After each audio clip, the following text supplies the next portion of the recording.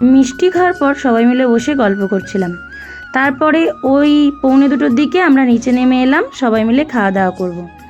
তো রান্না পুজো মানেই অনেক রকমের ভাজাভুজি থাকবে। তো আমরা এখানে আমি, মিষ্টুর বাবা আর আমাদের সিনার বাবা, তার বন্ধুরা সবাই মিলে এখানে খেতে বসেছি।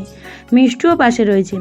এখানে ভাজাভুজি তো ছিলই, তো ভাজাভুজির মধ্যে ছিল ওই চিচিঙে ভাজা, আলু ভাজা, করলা ভাজা, কাঁচকলা ভাজা, বেগুন ভাজা, পটল ভাজা, কুমড়ো, নারকেল, এরকম অনেক রকমের ভাজাভুজি ছিল। আর মিষ্টুকে একটা বড় মাছের মাথা দিয়েছে, কাতলা মাছের। তো মিষ্টু তো একদম অবাক হয়ে গেছে যে কি করে খাবে। তো আমি বললাম তুমি যতটা পারবে ততটাই খাবে, তার সঙ্গে চাকা মাছ তো দিয়েইছে, এই যে আমাকে দিয়েছিল, আমি আর কোনো কিছু নেব না বলেই দিয়েছি। আর এরকম সুন্দর করে থালাটা সাজিয়ে নিয়েছি। কেমন লাগছে অবশ্যই জানাবেন। আর এখানে মিষ্টিকে বলছি তাহলে তুমি মুড়োটা খাও।